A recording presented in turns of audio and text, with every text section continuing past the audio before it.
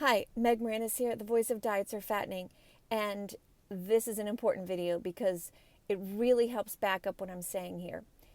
So there's an article in The Economist, which is really respected publication, and it's by a man named Peter York, and it talks about how we all believe calories are a big deal and that's how we should monitor our weight. And I know if you're like me, I used to keep a little booklet or note card with how many calories I'd eat today. And so by the end of the day, was I good or bad and all that BS, which just sucks the life out of you and the joy out of you, because that's a really crummy way to be monitoring your day and your life, right? Yeah, it's really crummy. And by the way, it doesn't work.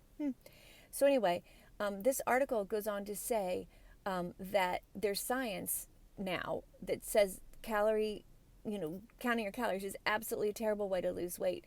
And he talks about this cardiologist who had this discovery, and he himself used to keep spreadsheets on what he ate and blah blah blah blah blah. So here's my point.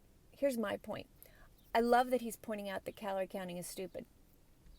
But what I want to say to you is it's all stupid. Okay? It is all stupid. Stop doing it to yourself. Stop looking for a holy grail. Stop looking for a magic pill or a magic food combination or a magic fasting combination or anything. Just stop, you guys. It doesn't work. If these things worked, why are we all getting fatter? Just put your common sense to work here and realize that we were given a really great way to know when and what and how much to eat, right? And it's called hunger, right? And what we were supposed to eat? Well, Mother Nature or God, whoever you want to believe in, gave us cravings. And if you think cravings are evil or bad, you're completely incorrect. Cravings are beautiful. You only think your cravings are bad because you only think about cravings in terms of like dessert. But that's not what happens when you stop dieting and stop looking for Dr. Oz's next big fix or whatever.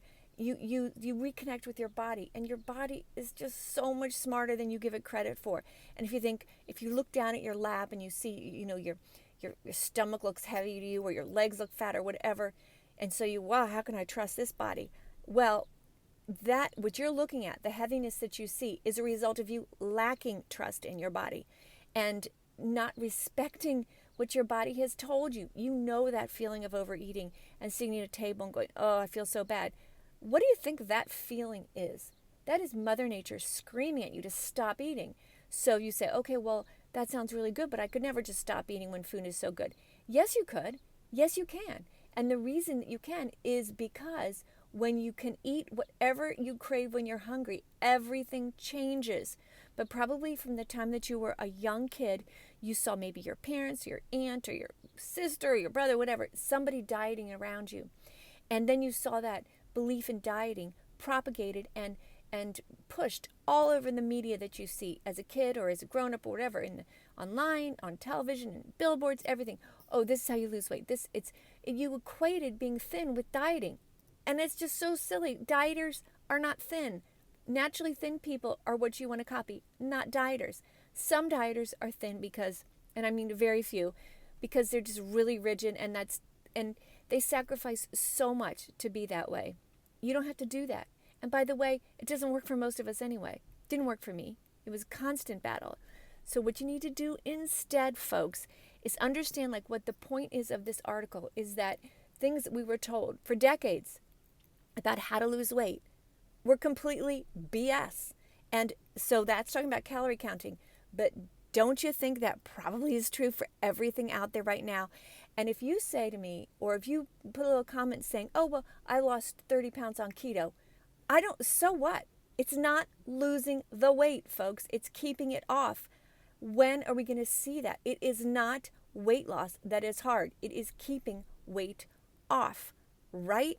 So, I have people say to me, oh, or if I go and look at another channel and they're talking about some quick weight loss fix in it, and I try to make a comment like, this isn't going to work, guys. Oh, well, I've lost this much weight and I've kept it off for a year. A year? Okay, 60 years. That's what we're looking for. 80 years. That's what we're not looking for 1 year, because I'm sure many, many people who've kept weight off for a year only to gain it back. So and all the studies that are on weight loss, it's short term. It's never long term because it's impossible to measure. And another thing, while I'm rambling here, and I've said this many times before, is so many studies on weight loss, etc., are flawed because they rely on self-reporting. Like, really? People are going to call in and be honest about what they ate? Nah, doesn't happen, guys. Doesn't happen. That's not human nature, and that's fine. It doesn't happen. So instead of relying on science, which is flawed, which is paid for by food industry and diet industry people, why don't you look at your own life? And why don't you look at the life of those around you and go, hey, wow, maybe this is making me heavier. Maybe if I reconnect with hunger, a really normal, reasonable thought, maybe my body will calm down and maybe I won't be obsessed with food and maybe I'll slim down, and you will.